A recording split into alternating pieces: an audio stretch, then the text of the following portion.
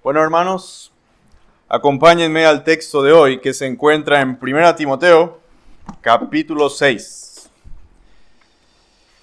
1 Timoteo, capítulo 6, y vamos a estudiar los últimos dos versículos, el 20 y el 21.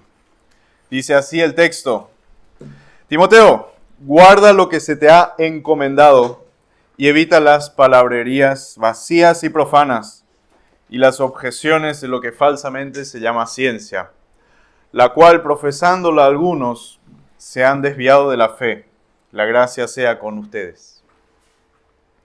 Este es el texto final de esta carta que Pablo escribe al joven pastor Timoteo, y es como un último resumen del tema principal de esta carta. Aquí en esta traducción falta un término ahí al comienzo, antes de Timoteo, porque dice, en el original dice, oh Timoteo.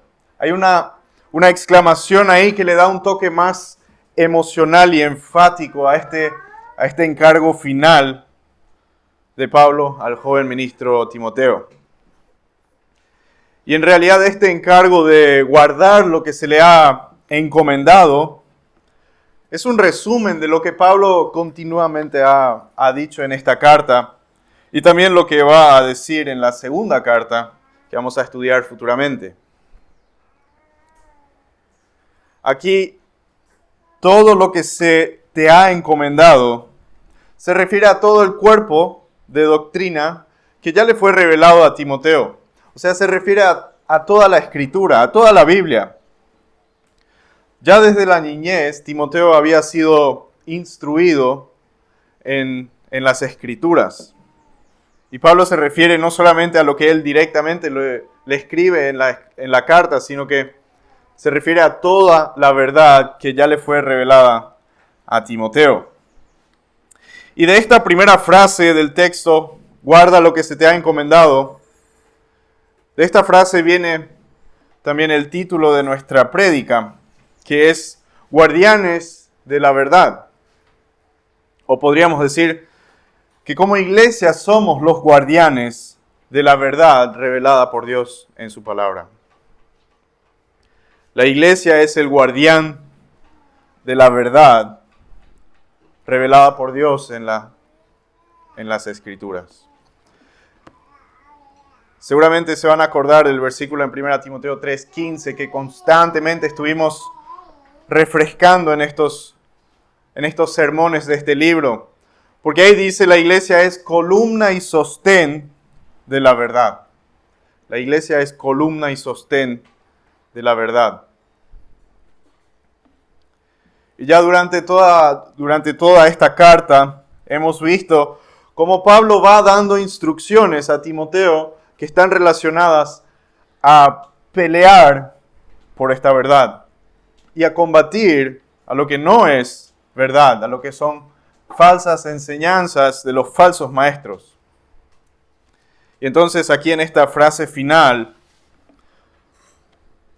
Pablo como resume una última vez este tema principal de esta carta. Y antes de profundizar más en el texto, quisiera detenerme un rato aquí para reflexionar y establecer nuevamente la importancia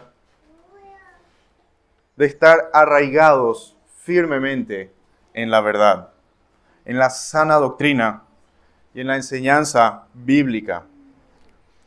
La iglesia moderna parece darle una importancia secundaria a la Biblia. Muchos van a decir y tienen en sus confesiones que son sola escritura, que creen solo en la Biblia, en la inspiración divina de la palabra. Pero en la práctica uno observa que en realidad muchos prefieren una teología superficial. Y muchos se enfocan más en crear un cristianismo emocional, que se basa en experiencias sentimentales, que van mucho más allá de lo que dice la Biblia. Y los debates sobre temas teológicos complicados son vistos por muchos como como un problema, como una fuente de divisiones, como algo, mejor de los casos, algo innecesario, como algo que no es tan importante. Hoy en día es raro escuchar a un pastor exponer públicamente a un falso maestro. Pero Pablo era diferente. Él nombraba con nombre y apellido y señalaba a aquellos que venían con falsas doctrinas.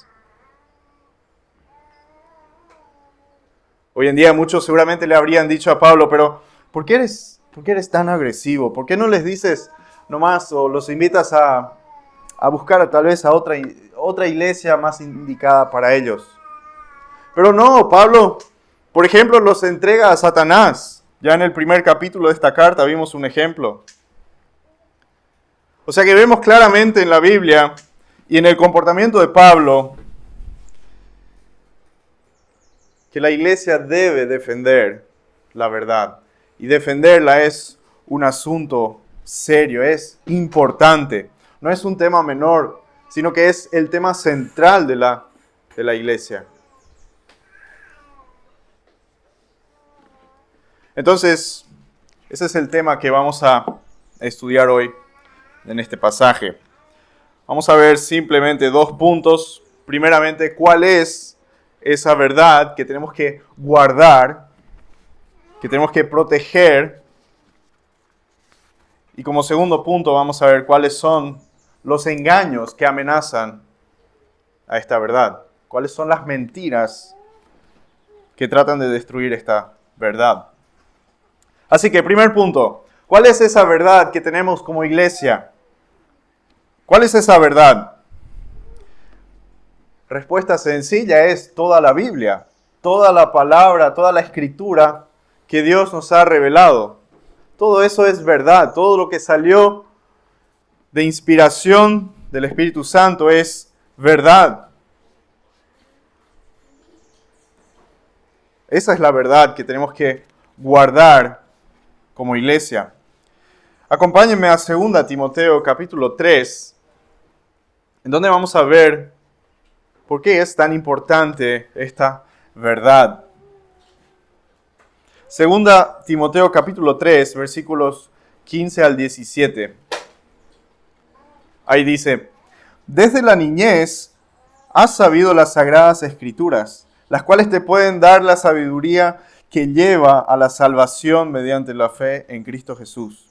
Toda escritura es inspirada por Dios y útil para enseñar, para reprender, para corregir, para instruir en justicia, a fin de que el hombre de Dios sea perfecto, equipado para toda buena obra.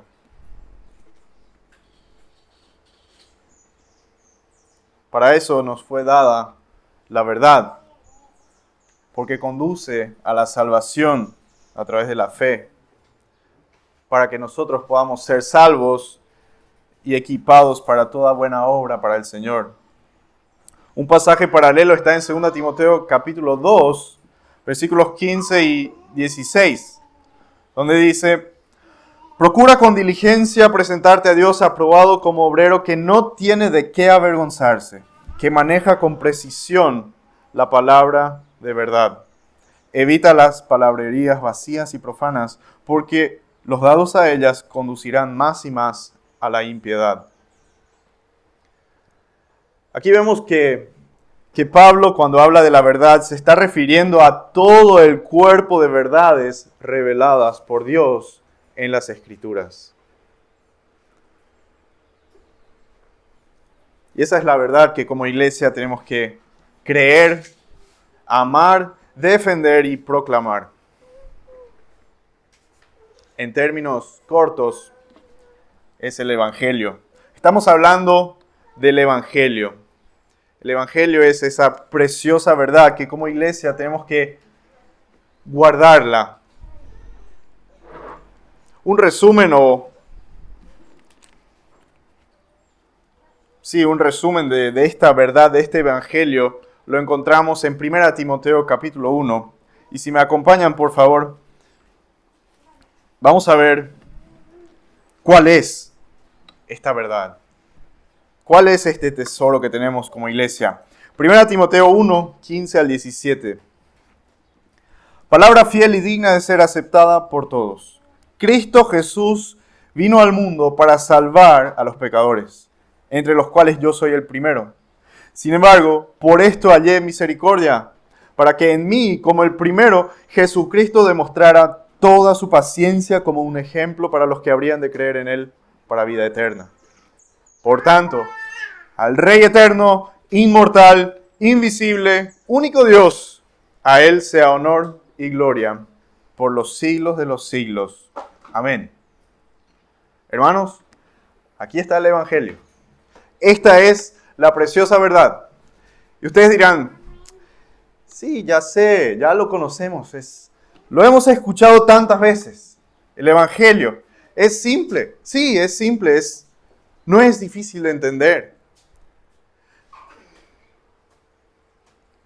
Y tantas veces ya lo hemos escuchado que pensamos que debería ser algo, debería estar claro esto para cualquier persona que medianamente ha visitado una iglesia evangélica. Esto es una verdad que todos deberían conocer.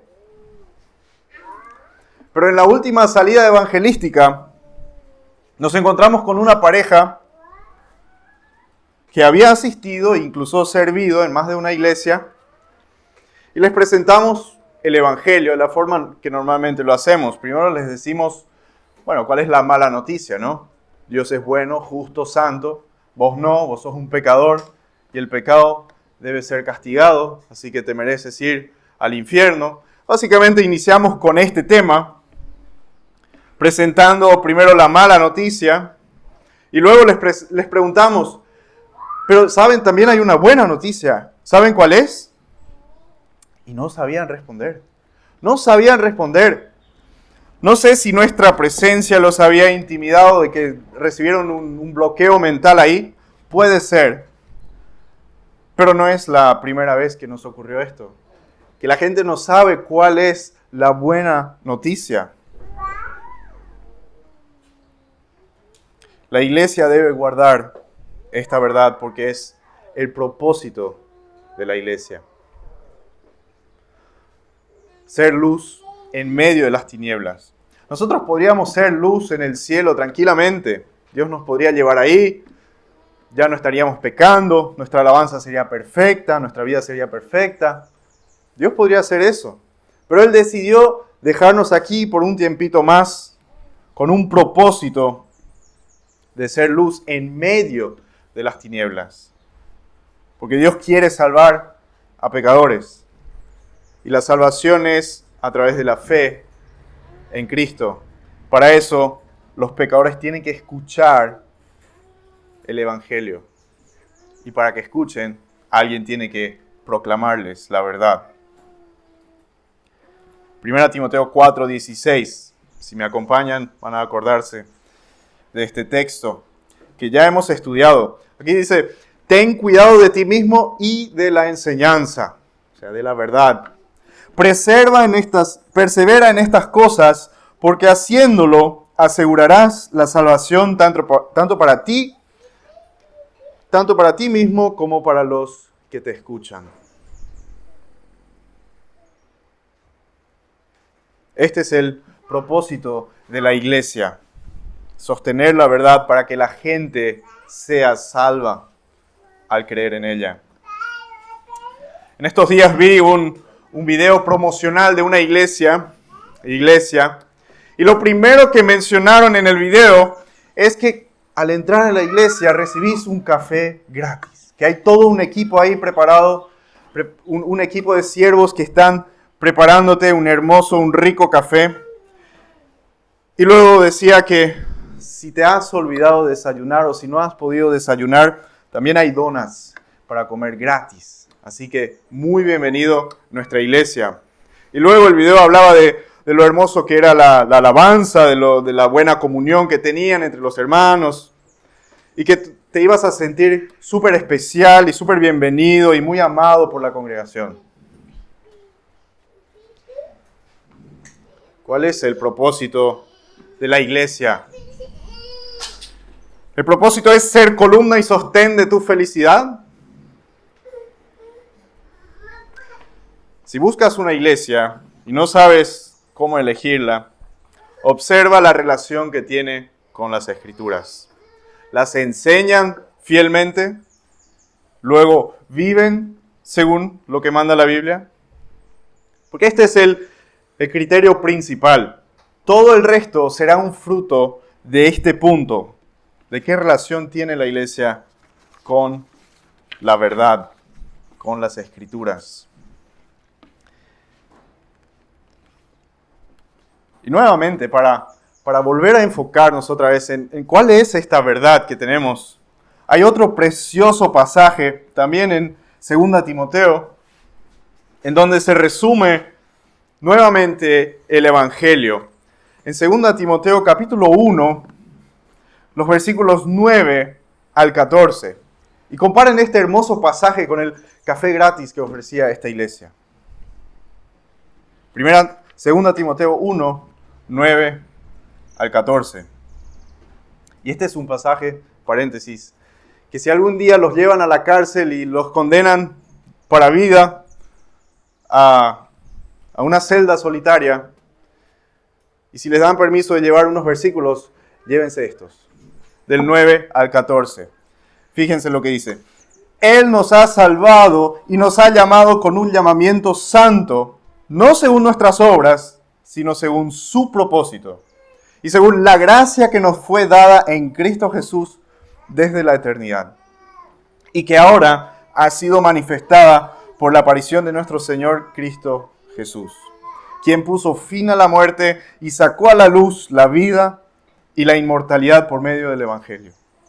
Para este Evangelio yo fui constituido predicador, apóstol y maestro, por lo cual también sufro estas cosas, pero no me avergüenzo, porque yo sé en quién he creído y estoy convencido de que Él es poderoso para guardar mi depósito hasta aquel día. Retén la norma de las sanas palabras que has oído de mí en la fe y el amor en Cristo Jesús. Guarda mediante el Espíritu Santo que habita en nosotros el tesoro que te ha sido encomendado. Qué hermoso texto, ¿no? Qué hermoso texto acerca del Evangelio. ¿Cuántas doctrinas tenemos aquí? ¿Cuántos sermones temáticos se podría hacer de este texto? Habla obviamente del Evangelio, de nuestra salvación, de la gracia que hemos recibido. Habla de la elección, de cómo la muerte fue derrotada, de la inmortalidad que recibimos como cristianos. Habla del sufrimiento sin vergüenza que puede experimentar un creyente, de la perseverancia en la fe que tiene y de la seguridad de la salvación, del Espíritu Santo que está en nosotros. Y nos llama a retener, a guardar estas sanas palabras que son un tesoro. Esta es la verdad que defendemos como iglesia. Esta es la verdad que defendemos como iglesia. Ahora se van a preguntar, bueno, ¿defender de quién? ¿De quién hay que defender esta verdad? ¿O por qué necesita una defensa? ¿Hay alguien que tal vez quiere robar este tesoro? Bueno, diríamos que si alguien nos roba, la Biblia no sería tan grave, ¿no? Que por lo menos la lean y ahí van a encontrarse con la verdad. Recuerdo que tenía una Biblia nueva que me gustaba tanto que al comienzo puse el versículo de no robarás, para que el ladrón, por si se le ocurre la idea de llevarla, tenga eso ahí escrito ya de entrada. El robo no es el problema, pero los enemigos quieren destruir la verdad. Hay alguien, Satanás, que quiere destruir la verdad. Y en esta lucha contra la iglesia, podríamos decir que hay dos categorías. La primera categoría, el primer grupo es la persecución física a la iglesia, o sea, a los creyentes. La persecución física de la iglesia es una forma de luchar contra ella. Pero la segunda es infiltrarse a la iglesia con mentiras, con engaños. Es como un ataque de adentro mismo. El primer grupo podría ser la imagen de un lobo devorando a ovejas. Y esta segunda categoría es como un lobo que se viste de oveja o se viste de pastor para infiltrarse en ellas y luego devorarlas. Esta segunda categoría es la principal amenaza para nosotros en el mundo occidental. ¿Cuál de estas dos categorías de ataques o de amenazas es más dolorosa para los creyentes? Probablemente la persecución física, ¿no? Por eso es un buen filtro para ver quién realmente es un creyente verdadero. Pero el segundo grupo, la segunda categoría, no es nada dolorosa comparada con la primera categoría. Pero es, como dije, la más difundida en nuestro contexto. ¿Cuál de las dos es mejor para la expansión del Evangelio? La primera. La primera es la que hace crecer a la iglesia, irónicamente. Pero la segunda, o sea, las falsas doctrinas infiltrando a las iglesias, es la que frena la expansión del Evangelio. Porque reemplaza el Evangelio con evangelios falsos, que no son realmente evangelios, son engaños, mentiras. Pablo sufrió ambos tipos de persecución o ambos tipos de amenazas. Pero yo creo personalmente que el que más le costó fue el segundo grupo. Los falsos maestros que venían con mentiras, con engaños para destruir el Evangelio. Por eso en nuestro texto, Pablo abre brevemente un poco en este tema de qué es lo que debe evitar Timoteo para no ser como estos falsos maestros. Dice el texto, evita las palabrerías vacías y profanas y las objeciones de lo que falsamente se llama ciencia.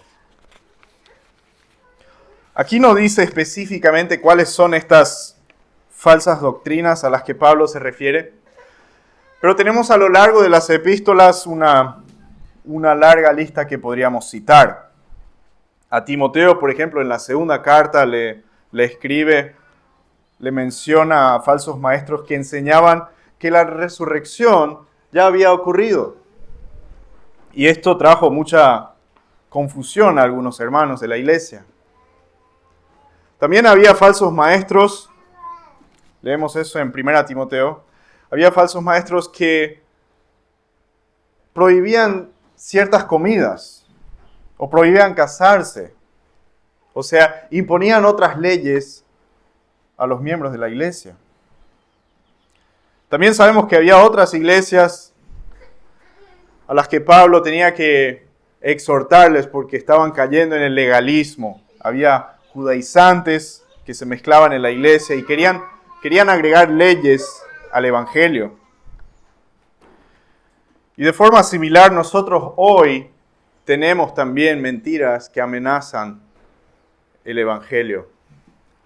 Solamente para citar algunas, tenemos, por ejemplo, a la psicología, que se ha metido en la iglesia como una herramienta de consejería bíblica, supuestamente.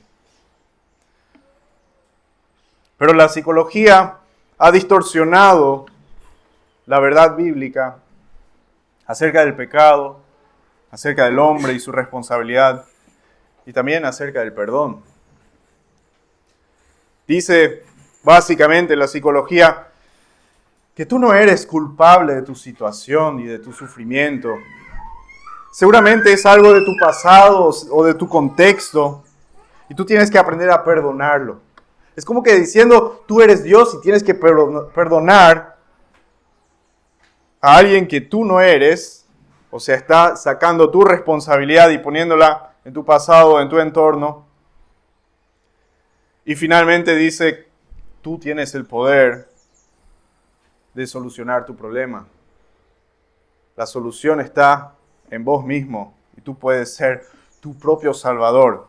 Básicamente eso es lo que hace la psicología cuando intenta ocuparse de de lo que solamente Dios puede hacer con su Espíritu y su palabra: sanar el alma. Otra mentira que se ha metido en la iglesia es la idea de que las iglesias deben ser como un club social,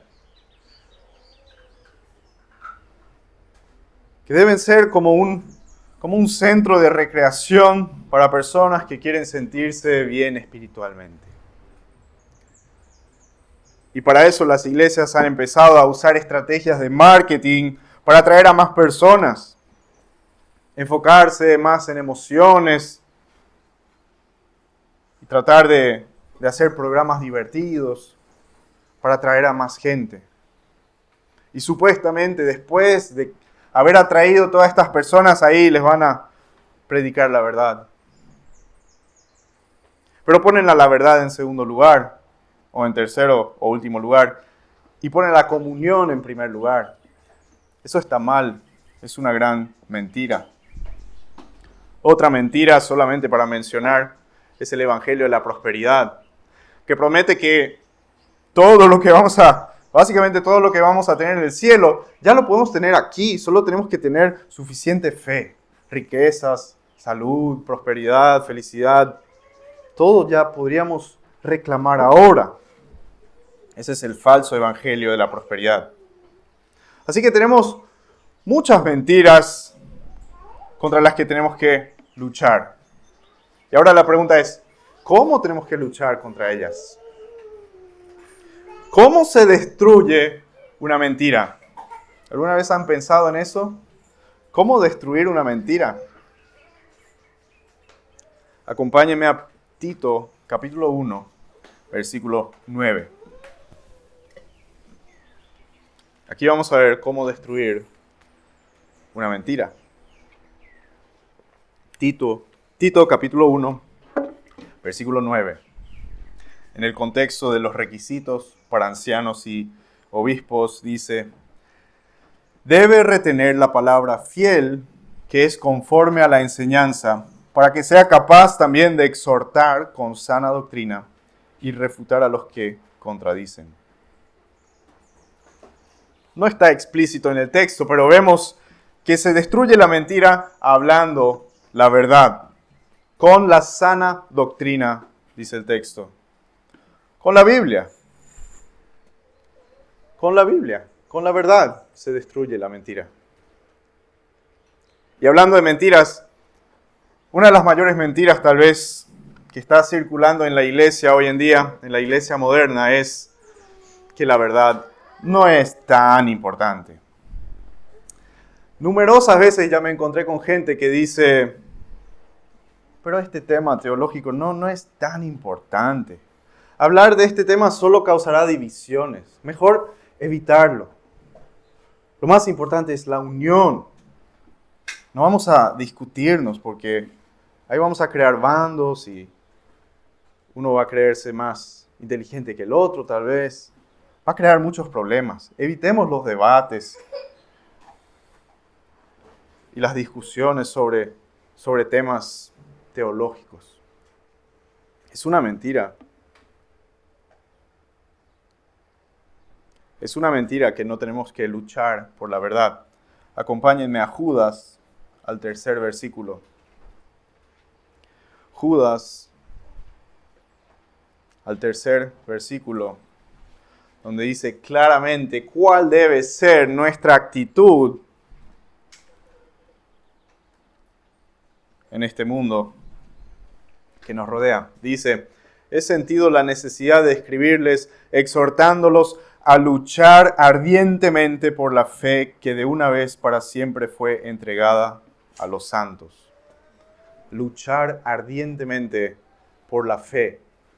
Por todo lo que creemos, tenemos que luchar. Todo lo que nos fue entregado, tenemos que batallar con la verdad. Otro versículo que demuestra esto es 2 Corintios capítulo 10, si me acompañan, donde está aún más claramente escrito este punto. 2 Corintios 10, versículos 4 y 5, dice: Porque las armas de nuestra contienda no son carnales, sino poderosas en Dios para la destrucción de fortalezas, destruyendo especulaciones y todo razonamiento altivo que se levanta contra el conocimiento de Dios, y poniendo todo pensamiento en cautiverio a la obediencia de Cristo.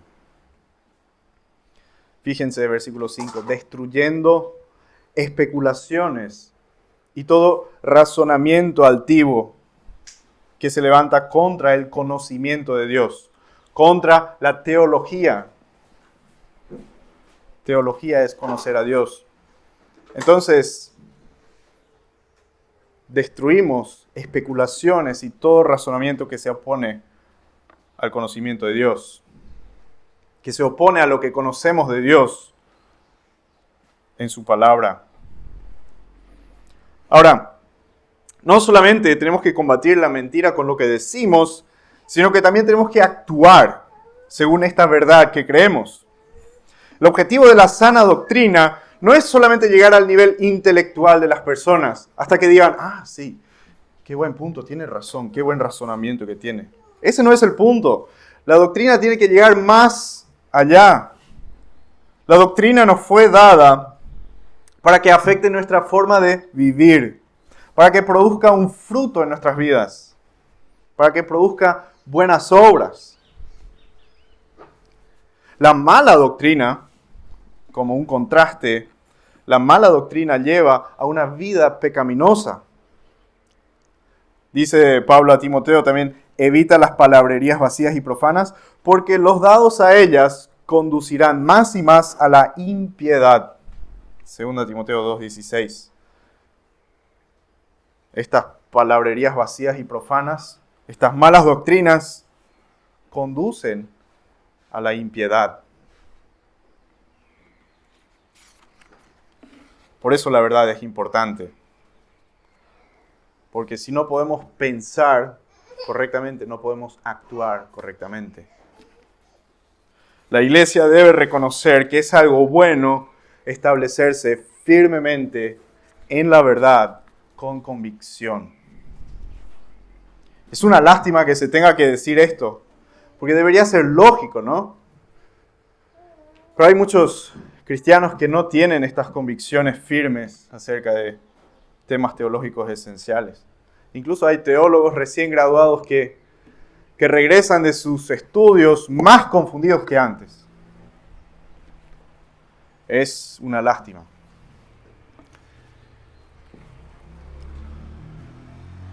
Un pastor una vez nos dijo a Nata y a mí, muchachos, es muy importante que la teología no sea lo central, sino Cristo.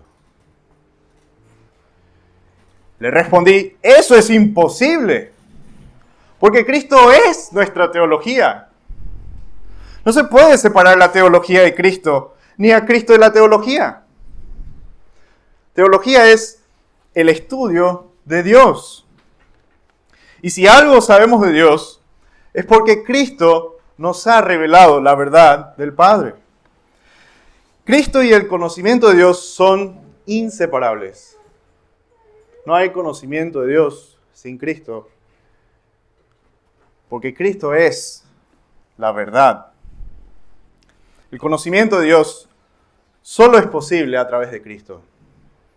Eso lo encontramos en Mateo 11:27. Escuchen, todas las cosas me han sido entregadas por mi Padre, y nadie conoce al Hijo sino el Padre. Ni nadie conoce al Padre sino el Hijo y aquel a quien el Hijo se lo quiera revelar. Nadie conoce al Padre sino el Hijo y aquel a quien el Hijo se lo quiera revelar. El conocimiento de Dios es a través de Cristo. Es imposible conocer al Padre sin conocer a Cristo. Otro versículo, Juan 14, 6 y 7. Jesús le dijo, yo soy el camino, la verdad y la vida. Nadie viene al Padre sino por mí. Si ustedes me hubieran conocido, también hubieran conocido a mi Padre. Desde ahora lo conocen y lo han visto. Es imposible conocer al Padre sin conocer a Cristo.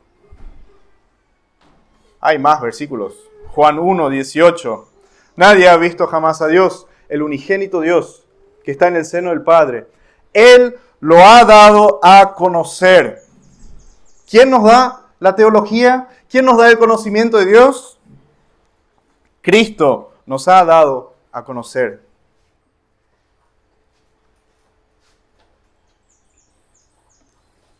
Juan 8:19. Entonces le decían, ¿dónde está tu Padre? Ustedes no me conocen a mí ni a mi Padre, les respondió Jesús. Si me conocieran, conocerían también a mi Padre. Y un último versículo para reflexionar en esto. Juan 17, versículo 3. ¿Cuál es la vida eterna? Dice, y esta es la vida eterna, que te conozcan a ti, el único Dios verdadero, y a Jesucristo, a quien has enviado.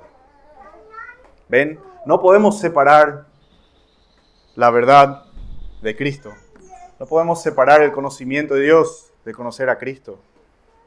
Por eso la verdad es importante, porque conduce a Cristo, porque Cristo es verdad. Y eso es lo más importante en la iglesia. Obedecer y proclamar la verdad. Ese es el centro, es lo esencial, lo principal, lo primordial del cristianismo. Nuestra fe está centrada en la verdad. ¿Cómo tenemos que responder a este pasaje que hemos estudiado? Es simple. Primeramente, creer en la verdad. Luego, honrar la verdad. Estudiar la verdad. Obedecer la verdad. Amar la verdad. Defender la verdad. Y proclamar la verdad. Esa es nuestra principal tarea como iglesia. Así que oremos al Señor para que Él nos ayude a defender la verdad. Señor, te damos gracias por el texto que hemos estudiado hoy. Y en este mundo lleno de oscuridad, lleno de tinieblas y mentiras y engaños, reconocemos que solo tenemos a ti, Señor, a tu Espíritu y tu palabra que nos sostiene firmemente. Pedimos que nos ayudes